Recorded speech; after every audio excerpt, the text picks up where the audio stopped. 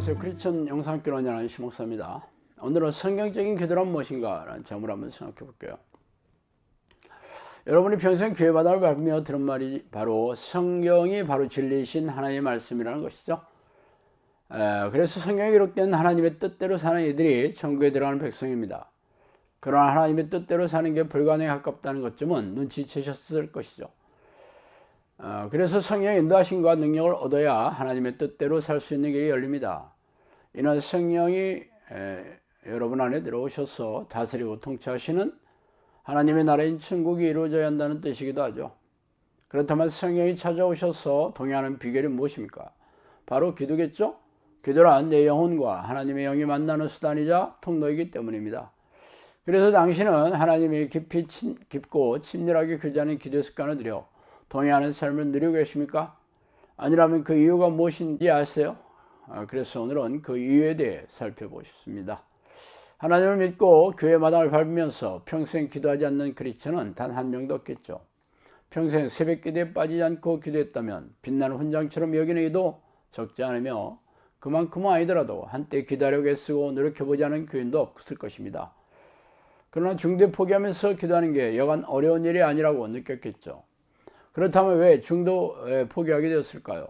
그 이유를 아는 게 어렵지 않았습니다. 아무리 기도해도 응답이 없었기 때문이겠죠. 말하자면 응답이 없는 기도가 더 이상 지속하지 못하게 하는 이유가 되었습니다. 너희가 기도할 때 무엇이든지 믿고 구하는 것은 다 받으라 하시니라. 마태복음 21장 22절 말씀입니다. 당신은 왜 예수의 말씀에 대해 어떻게 생각하세요? 전지전능하신 하나님께서 기도하는 것마다 응답이 신속하게 내려온다고 약속하셨다면 경이로운 축복의 말씀이 아니겠어요? 그런데 당신은 동공이 확장되고 심장 박동수가 갑자기 늘어나며 침이 마르고 호흡이 가빠지세요? 그러나 아무도 이 예수의 말씀에 반응을 보이지 않는다는 게 더욱 기이한 일입니다. 왜 그런지 아세요? 아무에게도 이런 일이 일어나지 않기 때문입니다. 그렇다면 예수의 말씀이 거짓이겠어요? 그러나 누가 예수의 말씀에 딴죽을 거는 이가 아무도 없죠. 그래서 제가 말씀드릴게요. 당신의 기도는 믿고 구하는 게 아니었다고 말이죠. 그러나 자신이 믿지 않고 기도했을 리가 없다며 항변할 게 뻔합니다. 이거동성으로 주실 것을 철석같이 믿고 기도했다고 얘기하겠죠. 그렇다면 예수님이 거짓말한 것이 아니라면 당신의 믿음은 허접쓰레기에 불과하다는 것을 인정하셔야겠죠. 손바닥으로 하나를 가린다고 가려지겠어요? 그래서 이참에 하나님께서 당신의 기도에 차갑게 외면하셨는지에 대한 그 이유를 말씀드릴게요. 성령이 진리신 하나님의 말씀이라고 믿었다면 성경대로 기도해야 됐을 텐데 믿음이 없기 때문에 교회 관행이나 자신이 옳다고 여기는 그런 기도 방식으로 기도했기에 말이죠.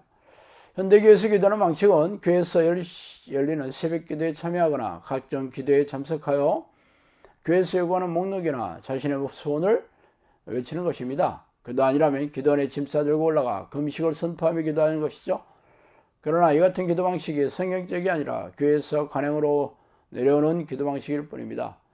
그렇다면 성경에서 요구하는 기도 방식은 무엇이겠습니까? 쉬지 말고 기도하라. 이것이 그리스도 예수 안에서 너희를 향하신 하나님의 뜻이니라. 데살로니가전서 5장 17절 18절 말씀이죠. 이러므로 너희는 장차 올 모든 일을 능히 피하고 인자 앞에 서도록 항상 기도하며 깨어있으라 하시니라. 누가복음 21장 36절입니다. 성경에서 요구하는 기도 방식은 쉬지 말고 항상 기도하는 것이죠. 그렇다면 현대교회에서 가르치고 실행하는 기도가 성경적인 기도 방식이겠어요? 새벽 기도에 가서 10여 분 기도하는 것이 쉬지 않고 항상 기도하는 것은 아니겠죠.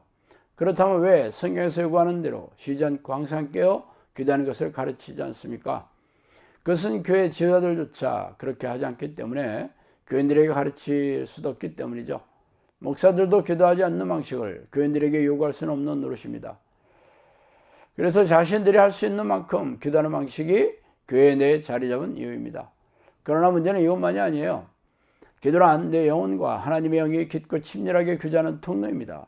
그러므로 하나님의 영이자 성령께서 내게 들어오셔서 성령 안에서 기도해야 합니다. 그러나 현대교회는 이런 기도 방식을 손바닥으로 덮고 있죠. 3분짜리 영적 기도를 마치면 성령이 자동적으로 들어오신다고 가르치기 때문에 또다시 성령 안에서 기도해야 한다고 가르칠 수가 없습니다.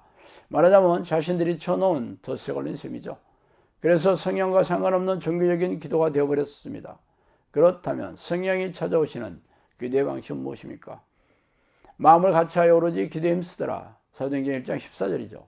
그러나 내가 거기서 내 하나님 여호와를 찾게 되리니 만일 마음을 다하고 뜻을 다하여 그를 찾아 만나리라. 신명기 4장 29절입니다.